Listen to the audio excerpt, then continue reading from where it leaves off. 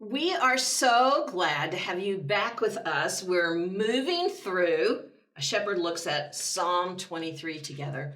And here is my sidekick, Jamie. Hello. And some changes in our production. So Yeah. we're moving on to chapter 2, I suppose. Bigger and grander things. Pretty soon we'll have a live audience. It almost feels Applause. like a promotion over here. It does, doesn't it? I think so. Oh, because you moved on that side of the table? Yes. All right, we'll expect more insight from you. Let's switch. Can we switch back? We're looking at a book, first printing 1970. So in contemporary terms, it's kind of a classic by now. And the author is a shepherd. His name is Philip Keller. You'll see a picture there of another book cover, another book that Philip Keller has written, and a picture of the author and his sheepdog. And a little explanation by Philip Keller. He writes, growing up in East Africa, I am intimately acquainted with the romance, the pathos, the picturesque life of an Eastern shepherd. In addition, I actually made my own livelihood for about 8 years as a sheep owner and sheep rancher. All of that was in British Columbia. And then he writes, to my knowledge, this is the first time that a down-to-earth, hard-handed sheepman has ever written at length about the shepherd's psalm. And so we've been suspending our concern about being compared to sheep and listening for a shepherd's voice, helping us pay attention to a psalm that was written by a shepherd, Psalm 23, attributed to King David. And what have you learned so far about that, Jamie? I think that, with the context of understanding what David experienced from what we can read in Scripture, that he could come to a place to craft this psalm specifically is pretty tremendous. Just understanding the battles that he has fought pretty much at every point in his life, to be able to stop and to say, the Lord is my shepherd. I have nothing else that I want or need. This is my place of contentment, is in the presence of God. That's a big thing. That's an amazing thing when we think about the challenges of his life. Mm-hmm. And so have you learned anything from our more contemporary shepherd?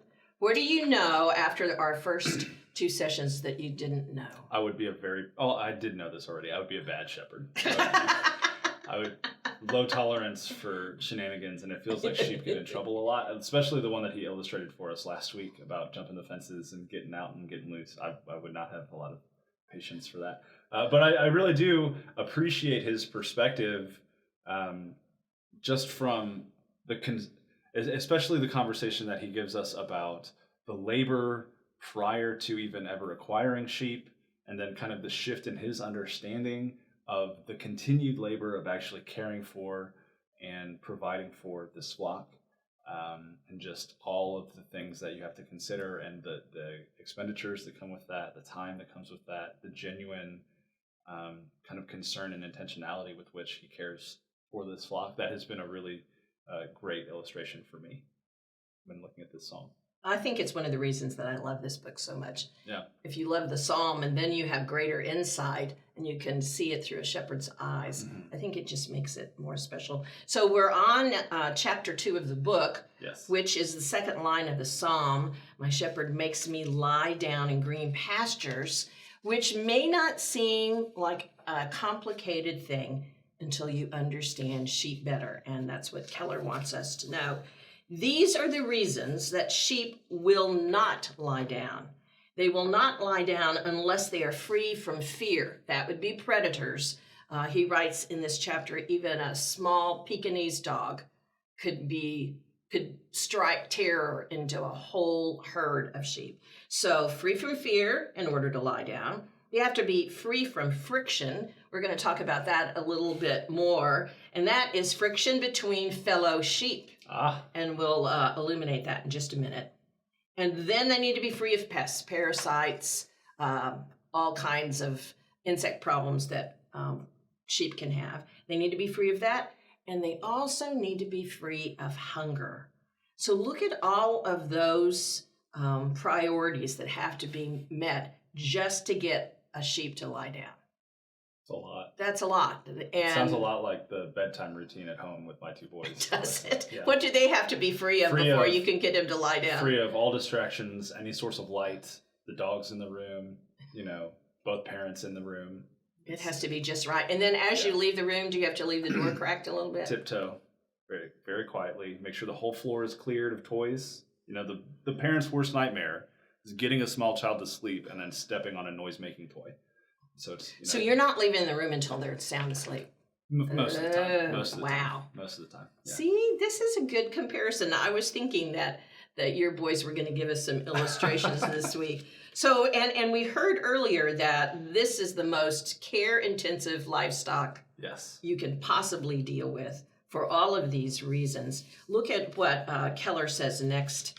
He writes, "It is significant that to be at rest, there must be a definite sense of freedom from fear, tension, aggravation, hunger.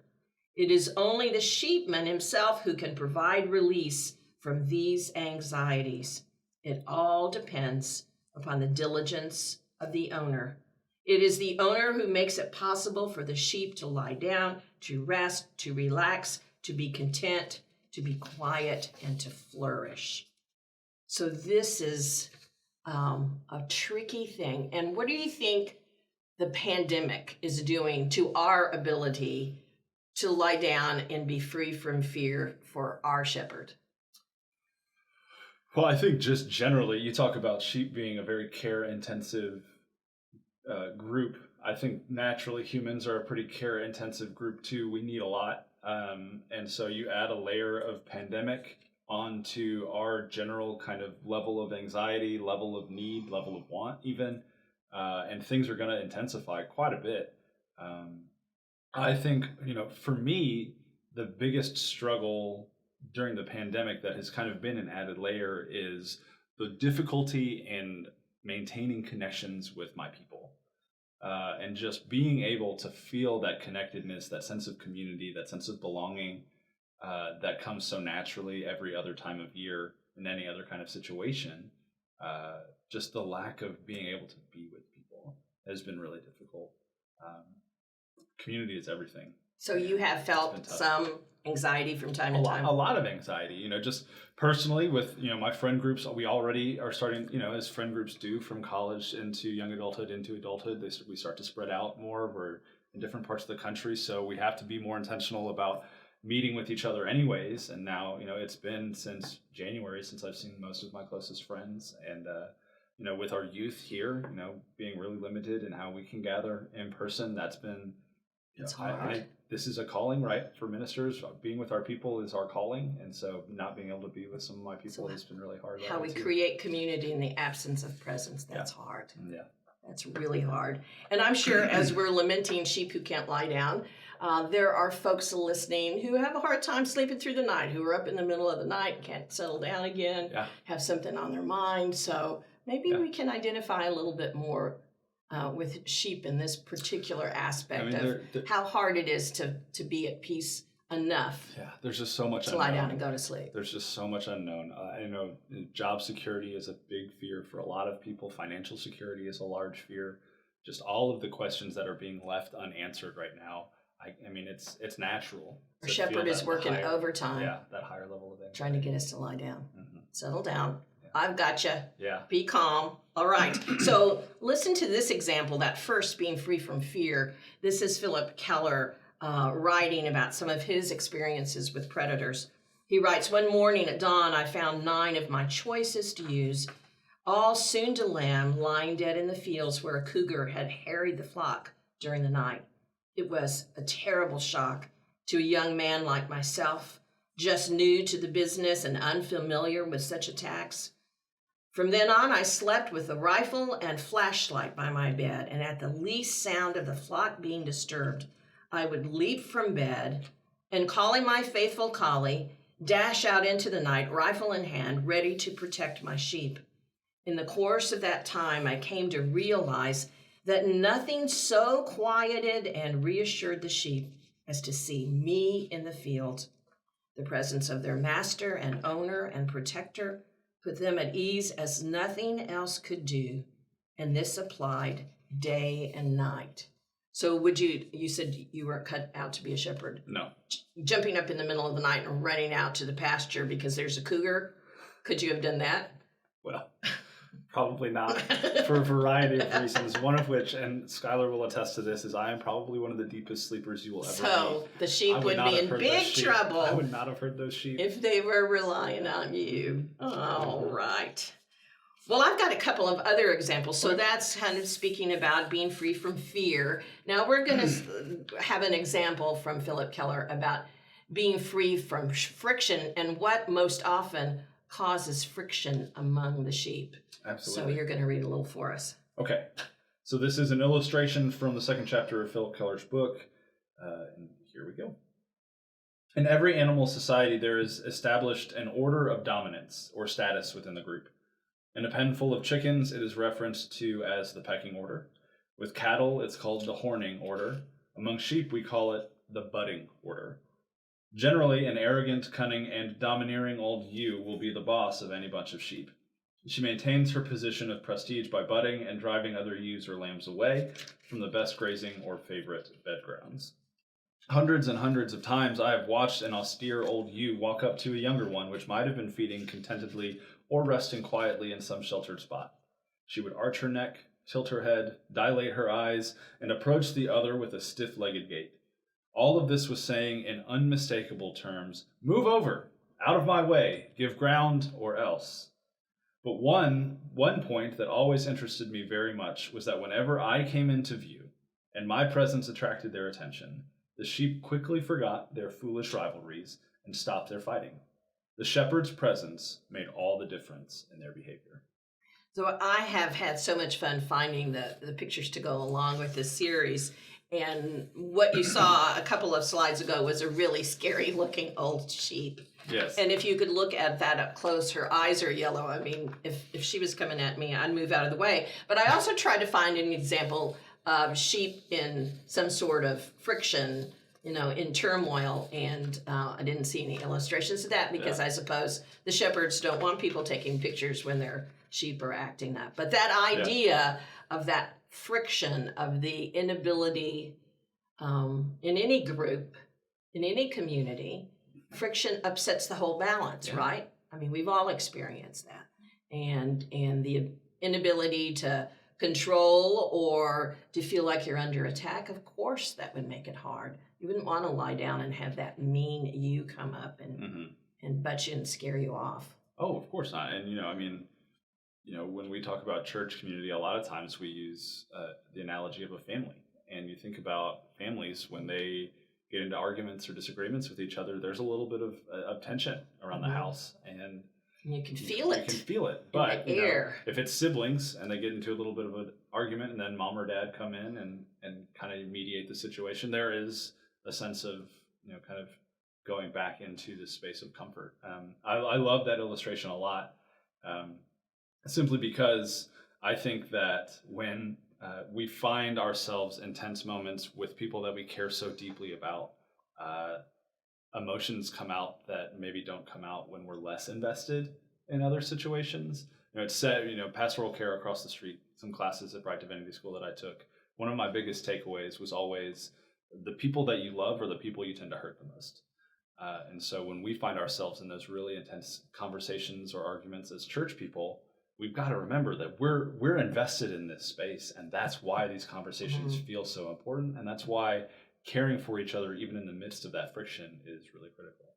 I remember watching years ago a softball game between two church leagues, men. Probably not intense at all. And it got so, there was so much friction in that game that at one point, the umpire made everybody gather at the pitcher's mound for prayer. Ooh. And there were some men, these are probably men in their late 20s and 30s, who refused to bow their heads because they were still so mad. They weren't going to be manipulated by prayer into calming down. So some of them had their arms crossed and just did this while the prayer was going on. So even in church groups, God's presence, the shepherd's presence for us is this calming reminder of who we belong to, Yeah. of why the relationships are important. Have you ever had to pray some friction out of a youth group? Oh, for sure. Did you just keep praying until they settled down? Yeah, because then they all just got so worn out by the prayers that they're like, all right, we'll get along just so that we can stop this part of it. But but I think too, and we go back to the first point about fear as well. I think one of the things that we've tried really hard to do as a church in the midst of the pandemic is pointing at those instances where we see God breaking through in the midst of the chaos. And the hope that brings and the peace that brings when we look at what the caretakers of our communities are doing so well and with such faithfulness, when you start to see God breaking through in that way, that can bring a lot of peace and hope to a community. And I think the same thing applies in those tense friction moments, is to remind ourselves, like, all right, God is in this space. God is working in this space. God's wisdom is in all of us. Let's just pull back and let's reconsider. I never have at a time of group conflict called upon the shepherd to come and take care of this flock, but in a way, the calming conversation about how important the group is. I mean, we do feel when we feel God's presence, the things that we were arguing about seem a lot less important. So we have this dynamic. I mean, we know this dynamic, and we just didn't understand how a shepherd would see it. Yeah, well, I think too, when you talk about all of our committees and all of the meetings that we have, and we always are, most of the time, should probably be better about it sometimes, but we're really intentional about the way that we open and close those times of conversation, especially when we know that it's not going to be an easy conversation to have. The fact that we open our committee meetings with prayer, and the fact that we close those with prayer, and the fact that a lot of times we light a Christ candle, we do all of this kind of worship liturgical stuff to couch this meeting. That's the reminder that God is present in this space. The shepherd is here. The shepherd is here. Okay, we have to, and it's really easy to pray and then get into the meeting and like, all right, we've checked that box. But the reality is if we're praying in that meeting, we're where 2 or 3 are gathered, God is present also. Right. And so, we're introducing that as a space where God is breaking through and entering into that conversation. And if any headbutting starts, we got to remember, the shepherd will intervene. Yes. You never had any actual headbutting happening anymore. Not physical headbutting, no. Mental headbutting, yes. Absolutely. So we talked about the absence of fear, making it possible for sheep to lie down, the absence of friction from within the flock, making it possible. Let's talk a little bit now about the importance of pasture, which is the absence of hunger. Okay. So you've got a little bit from Philip Keller talking about his pride in his pastures. Okay. Green pastures did not just happen by chance. Green pastures were the product of tremendous labor, time, and skill in land use. Green pastures were the results of clearing rough, rocky land, of tearing out brush and roots and stumps, of deep plowing and careful soil preparation, of seeding and planting special grains and legumes, of irrigating with water and husbanding with care the crops of forage that would feed the flocks. In my own ranching operations, one of the keys to the entire enterprise lay in developing rich, lush pastures for my flock. On at least 2 ranches, there were old, worn-out, impoverished fields that were either bare or infested with inferior forage plants. But skillful management and scientific land use, these were soon converted into flourishing fields knee-deep in rich green grass and legumes. On such forage, it was common to have lambs reach 100 pounds in weight within 100 days from birth. That's fast. The secret to this was that the flock could fill up quickly, then lie down quietly to rest and ruminate. He goes on to say in that example that if the pasture land isn't sufficient, then they're just going to keep moving because they're still hungry. They're looking for something, and that weight gain you won't get because they're on the move always. So think about all of these examples and how does God prepare the pasture around us to help us feel safe? Do you see God out there removing, going out ahead of us, removing obstacles, alerting us to danger, equipping us with the skills that we need? I think that last one is the biggest one. I think the equipping that God has done in us, the gifts and the skills that God has given us to navigate this world, are critical to the ways that we get fed.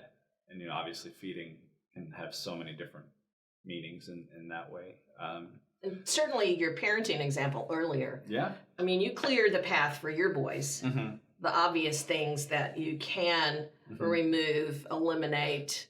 Yeah. And sometimes, now that they're small. Parents know this really well. Sometimes you don't get there in time either. And so it's, at that moment too, all right, let's talk about the obstacles that we can't help but encounter and how do we overcome and how do we move through in those spaces. And I think that something that God is tremendous at doing is making sure that God is present with us in those spaces. I think Russ has preached about this a couple of times, and it's something that I've always been really fascinated with, but I love the fact that we have a God who is not unfamiliar with pain and unfamiliar with grief and unfamiliar with trial. Because I think if we did have that kind of a God that was unfamiliar with all of those things, life would be 10 times more difficult than it even is right now. And so, you listen to this idea of, God really preparing the space around us so that we can flourish and be nourished.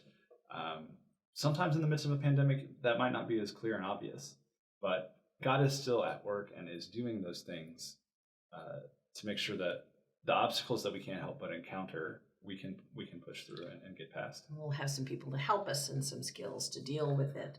I think that my first time through this book made me look around at my life and see more clearly where God had already cleared space for me, where things had kind of fallen into place. Yeah. And you're tempted, if you're not a believer, to think, well, what a nice coincidence. Yeah.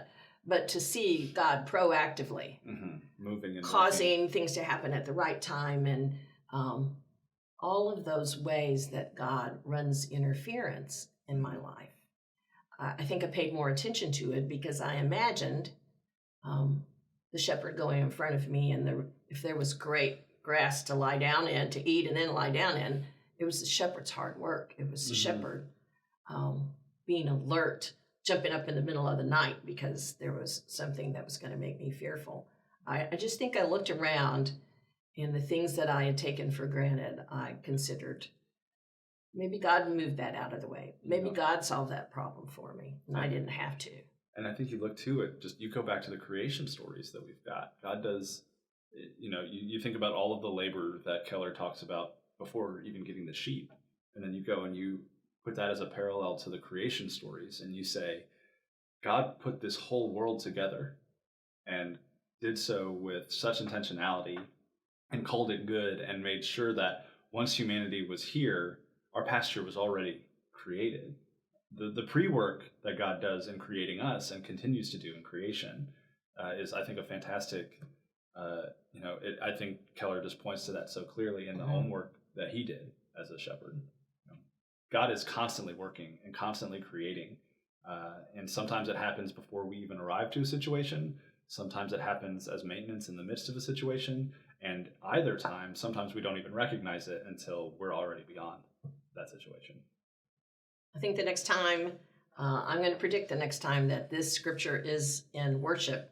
We've just passed by a Sunday with this scripture, but I hear it with these images in my mind, these pictures that we saw when we talked in this conversation. And we're halfway through, 3 more weeks to go. So I would invite you, if you don't have this book or any of Philip Keller's book, the Sheepdog book is a great book too. I like his voice. He's a very faithful man, and yet it's a nice filter that we hear this from the eyes and the heart of a shepherd. So I can recommend it to you. Will you join me again next week? I'll be here. All right. And we hope you will too. We would love to hear from you anytime. And you're looking at an email address that you can drop us a line. And that would be really exciting for us to know about that. And we hope to see you next week. Stay safe. God bless.